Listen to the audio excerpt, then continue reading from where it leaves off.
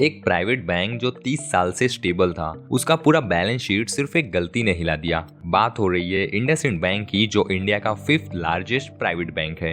IndusInd bank ने अपनी history का सबसे बड़ा क्वार्टरली लॉस रिपोर्ट किया है और इसके पीछे सिर्फ फाइनेंशियल स्लोडाउन नहीं, बल्कि बैंक के ही अंदर का फ्रॉड और गलत अकाउंटिंग का रोल है। तो आज की इस वीडियो में हम जानेंगे आखिर क्या हुआ था इंडसइंड बैंक के साथ, बैंक को कितना बड़ा नुकसान हुआ है और किस तरह से अकाउंटिंग फ्रॉड ने बैंक की क्रेडिबिलिटी को हिला दिया, और अब इन्वेस्टर्स और डिपॉजिटर्स को क्या करना चाहिए। तो चलिए वीडियो को शुरू करते हैं। इंडसइंड बैंक 1994 में शुरू हुआ था और आज ये एसेट्स के बेसिस पर इंडिया का 5th लार्जेस्ट प्राइवेट बैंक है। लेकिन मार्च 2025 क्वार्टर के लिए बैंक का जो क्वार्टर रिजल्ट आया, इसका इंतजार हर इन्वेस्टर कर रहा था। इस क्वार्टर में बैंक ने रिपोर्ट किया का नेट लॉस, जबकि पिछले साल सेम क्वार्टर में बैंक को करोड़ का प्रॉफिट हुआ था। तो एकदम से ये टर्न अराउंड कैसे हुआ? बैंक ने खुद एडमिट किया है कि कई सालों से इंटरनल डेरिवेटिव्स ट्रेडिंग का अकाउंटिंग गलत तरीके से हो रहा था। इस गलती की वजह से बैंक को $230 मिलियन का झटका लग चुका है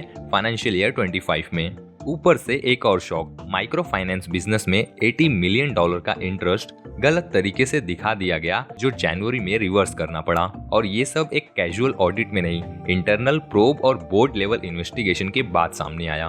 और सबसे बड़ी बात, बैंक ने बोला कि कुछ एम्प्लॉइज ने डायरेक्टली फ्रॉड में पार्टिसिपेट किया, जिसका अभी भी पूरा डिटेल डिस्क्लोज नहीं हुआ है। मार्च क्वार्टर में बैंक की टोटल एडवांसेस 6% से गिरकर 3.45 लाख करोड़ पे आ गई है।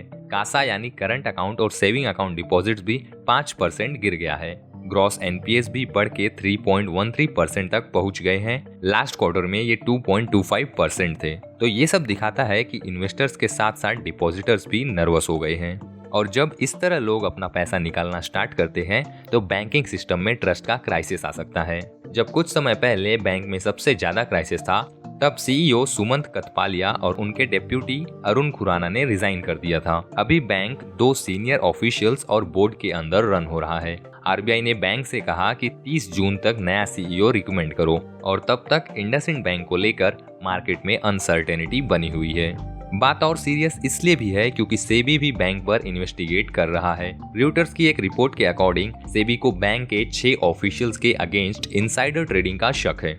मतलब जब ये फाइनेंशियल मेस छुपा हुआ था, तब कुछ लोगों ने शायद अपना फायदा उठा लिया। अगर ये सच साबित होता है तो ये एक कॉर्पोरेट फ्रॉड नहीं, बल्कि इन्वेस्टर ट्रस्ट का टोटल कोलैप्स बन सकता है।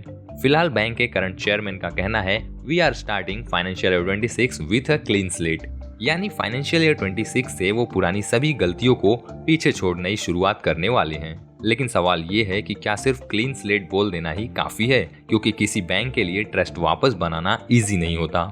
इन्वेस्टर्स, डिपॉजिटर्स और रेगुलेटर्स सब के सब अब हर क्वार्टरली रिजल्ट पे आंखें लगा के बैठे हैं। अगर आप भी बैंक के इन्वेस्टर हो तो अभी सबसे जरूरी चीज है कि आप भी बैंक की ट्रांसपेरेंसी ट्रैक करो, नए मैनेजमेंट अनाउंसमेंट्स का वेट करो एंड डोंट पैनिक, लेकिन अलर्ट रहो।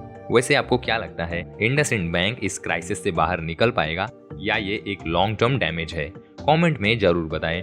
और अगर आपको ऐसे ही वैल्यूएबल वीडियोस पसंद आती हैं तो चैनल को सब्सक्राइब करना मत भूलना। जल्द मिलते हैं नेक्स्ट वीडियो में।